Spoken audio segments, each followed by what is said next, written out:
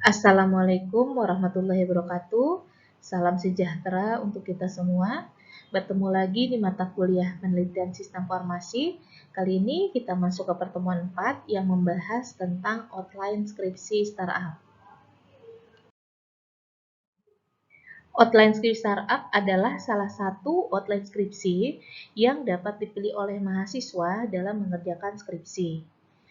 Outline skripsi startup ini adalah outline skripsi yang membahas tentang perusahaan bidang teknologi dan informasi yang berkembang di dunia maya. Untuk mengerjakan outline skripsi startup dapat dilaksanakan secara berkelompok, yaitu maksimal 3 orang.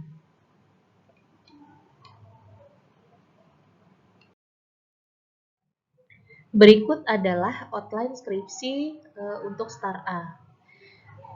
Berisi mengenai sama seperti outline skripsi yang lain. Sebelum bab inti ada lembar judul skripsi, lembar pengesahan, lembar pernyataan keaslian skripsi, lembar pernyataan persetujuan publikasi karya ilmiah, lembar persetujuan dan pengesahan skripsi, lembar pedoman penggunaan hak cipta, kata pengantar, abstraksi, daftar isi, daftar gambar, daftar tabel, dan daftar lampiran. Outline skripsi startup adalah salah satu outline skripsi di Universitas Nusa Mandiri yang bisa dipilih oleh mahasiswa di dalam pembuatan skripsi. Nah, untuk outline skripsi startup terdapat bab inti yaitu bab 1 pendahuluan. Nah, untuk menuliskan template atau outline harus sesuai dengan penulisannya. Jadi tidak boleh ditulis misalkan isi pendahuluan adalah 1.1 latar belakang masalah. Nah, jangan sampai Anda tulis 1.1 latar belakang. Jadi harus benar-benar sesuai dengan template yang ada di buku pedoman skripsi. Oke, kita bahas satu persatu mengenai subbab dari pendahuluan. Pendahuluan terdiri dari 1.1 latar belakang masalah. Nah, latar belakang masalah ini terdiri dari 3 konten permasalahan, yaitu ada permasalahan umum, permasalahan khusus, dan artikel ilmiah. Oke, untuk permasalahan umum itu bisa Anda jabarkan. Misalkan permasalahan yang akan mau dibahas mengenai apa. Contohnya misalnya permasalahan mengenai industri pertanian atau permasalahan mengenai permasalahan khusus sebagai contoh seperti distribusi dalam industri pertanian seperti apa. Ya, jadi khusus dari bidang tersebut. Lalu di dalam latar belakang masalah juga kita harus jabarkan atau kita uraikan artikel ilmiah yang terkait dengan judul atau tema yang akan dibahas nanti. Nah, minimal 3 artikel ilmiah.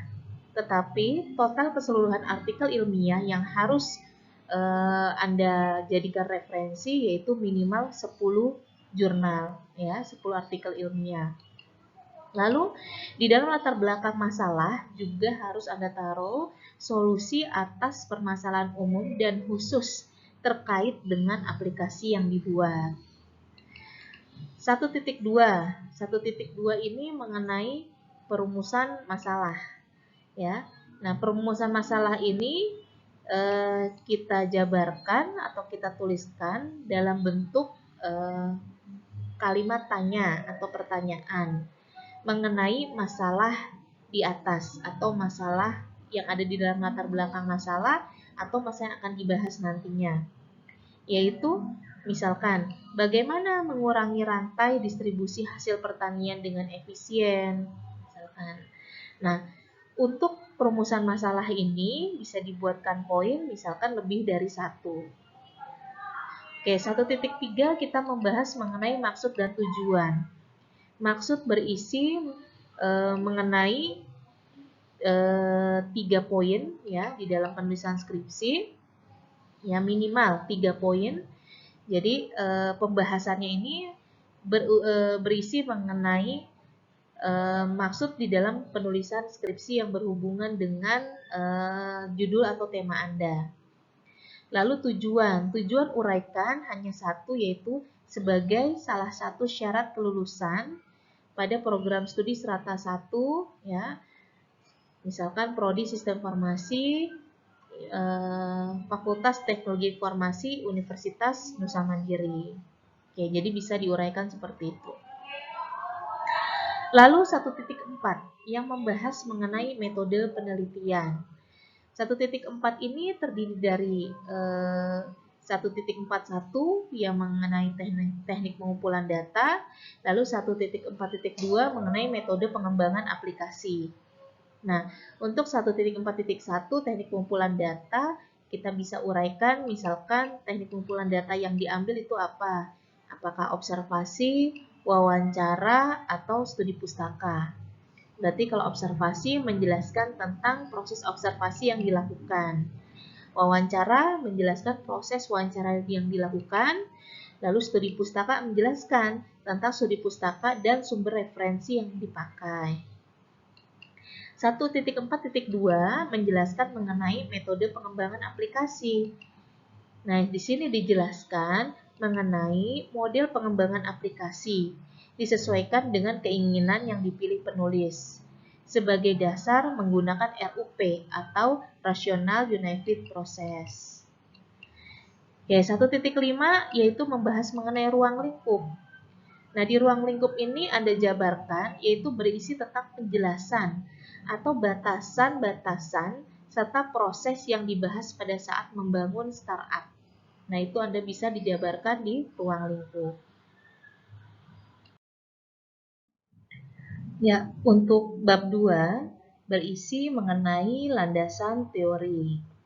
Untuk landasan teori terdiri dari 2.1 tinjauan pustaka, 2.2 penelitian terkait, 2.3 teori pendukung. Oke, kita coba jabarkan satu persatu mengenai subbab yang ada di bab 2 yaitu landasan teori. Nah, untuk di landasan teori ada 2.1 tinjauan pustaka yaitu membahas mengenai 2.1.1 konsep dasar aplikasi. Nah, konsep dasar aplikasi ini berisikan tentang definisi pengertian bahasa program yang akan digunakan dalam pembangunan dan pengembangan aplikasi yang akan dibangun. Nah, untuk menjabarkan pengertian yang ada di dalam konsep dasar aplikasi, kita harus mempunyai buku referensi tentang pengertian-pengertian tersebut.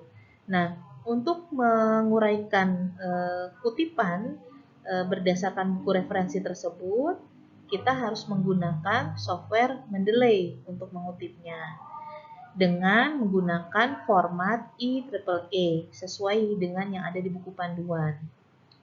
Oke, untuk 2.1.2 yaitu metode algoritma. Nah, untuk metode algoritma berisikan tentang definisi atau pengertian dari algoritma yang digunakan untuk menyelesaikan masalah yang dipaparkan dalam latar belakang masalah. Ya, jadi biasanya di bab 2 ini banyak kita ambil kutipan-kutipan berdasarkan buku referensi maupun artikel ilmiah. Jadi harus menggunakan software Mendeley dan mengutipnya menggunakan format IEEE. Untuk 2.1.3 yaitu membahas mengenai bisnis model canvassing atau BMC, ya kita singkat dengan BMC, tentang atau berisikan tentang definisi BMC dan poin-poin yang terdapat dalam BMC. Nah, ini juga harus ada kutipan berdasarkan referensi buku apa. Oke, untuk 2.2 yaitu penelitian terkait. Nah, untuk penelitian terkait ini berisi mengenai analisa dari penulis tentang aplikasi yang akan dibahas dan dikembangkan diperbandingkan dengan penelitian-penelitian serupa yang terdahulu yang diambil dari artikel ilmiah yang mendukung mengenai judul tersebut. Jadi penelitian terkait biasanya berisi mengenai artikel-artikel ilmiah ya yang kita ambil berdasarkan judul atau tema yang akan dibahas. Nah, untuk mengutipnya ini pun menggunakan software Mendeley dengan format IEEE.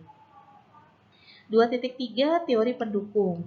Nah, teori pendukung berisi mengenai 2.3.1 yaitu pengujian aplikasi, yaitu pengujian yang menjelaskan secara umum tentang langkah-langkah penulisan di dalam melakukan pengujian terhadap algoritma yang digunakan dalam pembuatan aplikasi. Contohnya pengujian aplikasinya misalkan menggunakan teori black box. Nah, itu bisa dijabarkan di dalam pengujian aplikasinya. Nah, lalu 2.3.2 membahas mengenai peralatan pendukung yang menjelaskan mengenai peralatan pendukung yang digunakan penulisan dalam merancang aplikasi. Misalkan bisa dijabarkan mengenai teori-teori Android Studio, Java, dan lain sebagainya. Nah, itu pun berdasarkan buku referensi yang Anda dapatkan untuk mendukung teori peralatan pendukung tersebut. Oke. Nah, jadi itu adalah isi dari bab 2, landasan teori. Untuk bab 3, yaitu berisi mengenai analisa dan perancangan aplikasi. Nah, terdiri dari 3.1, yaitu tinjauan startup. Nah, di tinjauan startup ini kita membahas mengenai jenis-jenis dari BMC tersebut, ya, atau bisnis model canvassing. Nah, terdiri dari yang pertama customer segment. Nah, customer segment ini berisi mengenai atau membahas mengenai segmen dari pelanggan yang dituju oleh suatu organisasi. Nah, jadi ada beberapa tipe customer segment adalah mass market, di mana customer terdiri dari banyak orang yang dengan kebutuhan yang sama.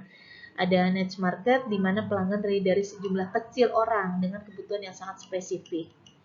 Lalu di situ bisa yang kedua dijabarkan tentang value proposition, yaitu mengenai value proposition solusi yang ditawarkan untuk menyelesaikan permasalahan dan memenuhi kebutuhan dari pelanggan.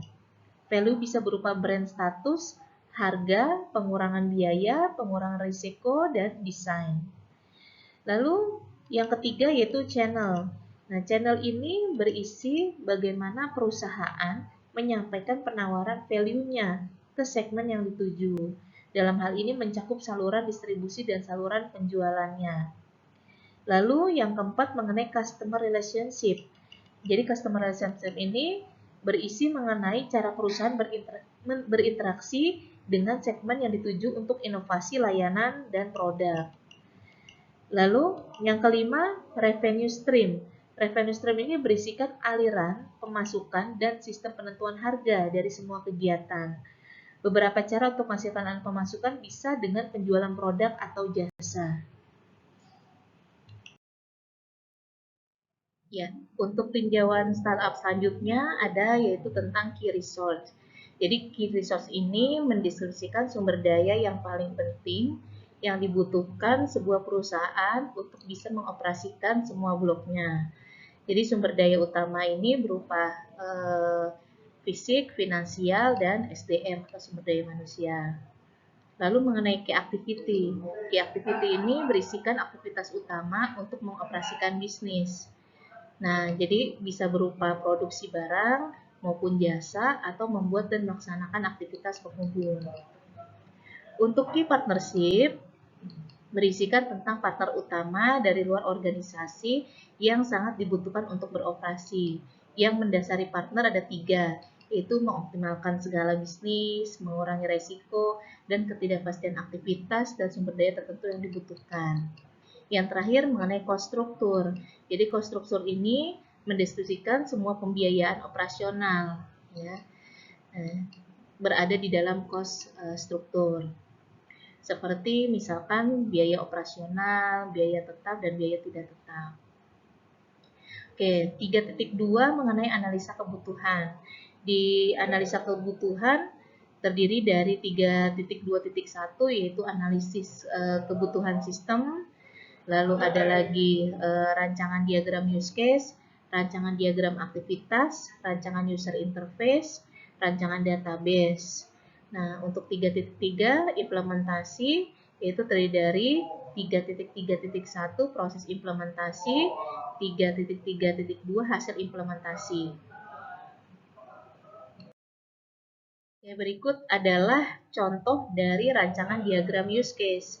Jadi rancangan diagram use case ini disesuaikan dengan rancangan masing-masing dari skripsi yang Anda buat. Berarti di sini Anda harus mengetahui dan paham mengenai simbol-simbol yang ada di dalam diagram use case, seperti aktor, use case. Nah, ini harus memahami keterhubungan antara simbol-simbol tersebut. Oke. Lalu di sini 3.2.3 mengenai rancangan diagram aktivitas. Nah, untuk rancangan diagram aktivitas berupa penggambaran dari aktivitas diagram. Nah, ini pun sesuaikan dengan rancangan diagram masing-masing.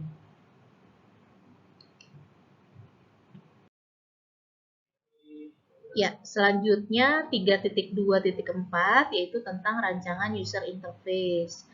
Nah, untuk rancangan user interface ini berisi mockup dari aplikasi yang telah dirancang. Ya, ini adalah contohnya.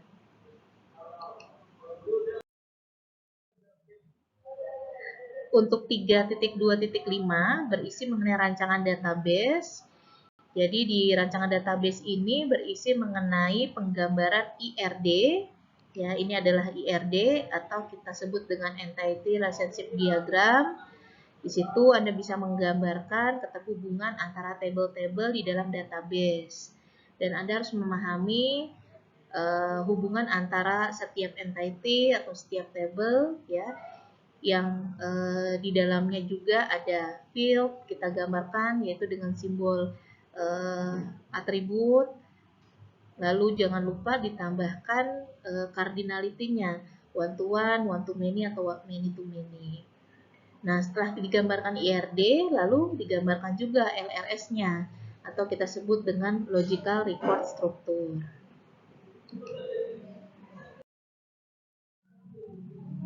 Oke, untuk 3.3 ini membahas mengenai implementasi. 3.3.1 membahas mengenai proses implementasi. Nah, ini bisa dilihat mengenai contoh proses implementasi, yaitu berisi tampilan output pada aplikasi yang telah jadi atau siap untuk dioperasikan. Bisa dilihat ini adalah tampilan contoh untuk halaman utamanya. Nah, ini untuk halaman produknya.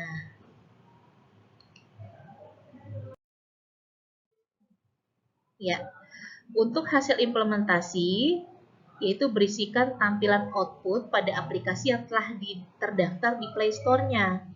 Nah, ini bisa di screenshot mengenai tampilan yang sudah Anda daftarkan di Play Store. Ini adalah contohnya.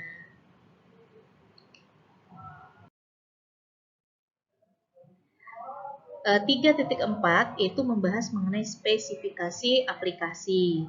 Di situ ada spesifikasi hardware, 3.4.1, lalu 3.4.2 membahas mengenai softwarenya. Nah, kalau hardware berisikan tampilan dari spesifikasi hardware yang digunakan untuk membuat aplikasi startup. Kalau software berisikan tampilan spesifikasi software yang digunakan untuk membuat aplikasi startup. Nah, untuk 3.5 ini adalah pengujian aplikasi. Untuk pengujian aplikasi di sini kita bisa membuatkan dengan menggunakan black box testing. Bisa dilihat tabel untuk penggambaran pengujian menggunakan black box testing.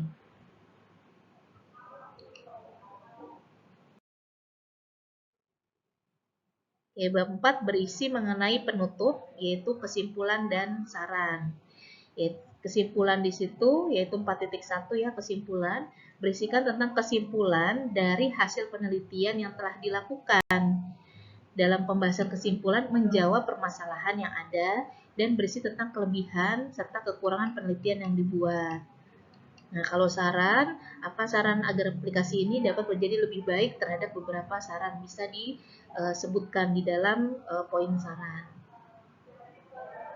Lalu ada lagi daftar pustaka, ya. Daftar pustaka ini kalau Anda menggunakan software Mendeley, otomatis nanti akan menampilkan apa saja daftar pustaka yang telah Anda gunakan di dalam skripsi Anda. Jadi secara otomatis akan tampil.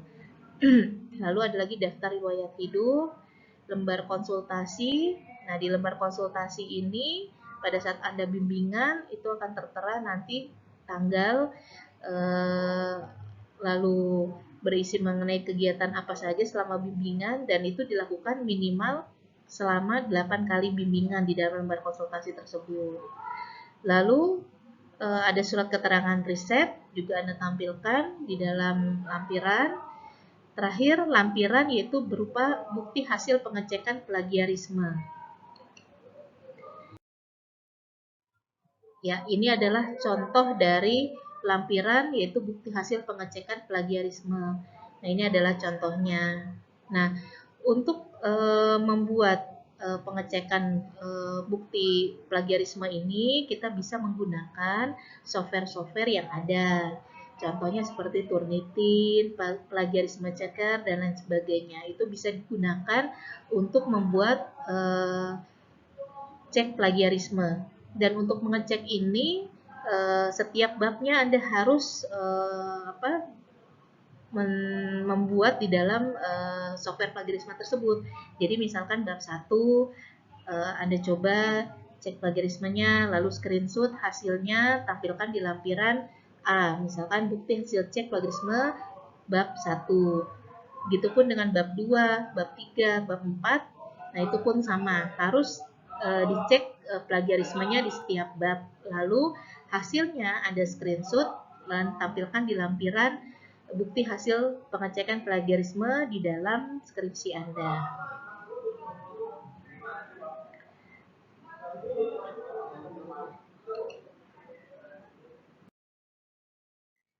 Ya, berikut adalah catatan mengenai outline skripsi startup. Jadi bisa dilihat di sini bahwa outline skripsi startup ini merupakan skripsi berkelompok, jadi bukan individu. Lalu jumlah personilnya dalam satu kelompok minimal 2 orang, maksimal 3 orang. Tinjauan startup berisi BMC atau Business Model Canvassing untuk aplikasi startup. BMC atau Business Model Canvassing menjelaskan bidang startup yang dibuat. Lalu mahasiswa wajib memiliki aplikasi. Dan aplikasi yang dibuat itu harus di-upload atau terdapat di Play Store. Nah, pada poin 3.3.1 tadi, yaitu tentang proses implementasi, menjelaskan tentang setiap proses transaksi yang dilakukan oleh pengguna. Nah, kalau 3.3.2, yaitu hasil implementasi, menjelaskan tentang aplikasi yang telah di-upload di Play Store.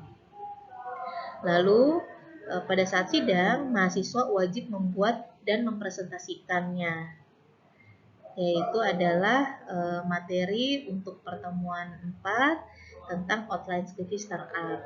Saya akhiri, Assalamualaikum warahmatullahi wabarakatuh.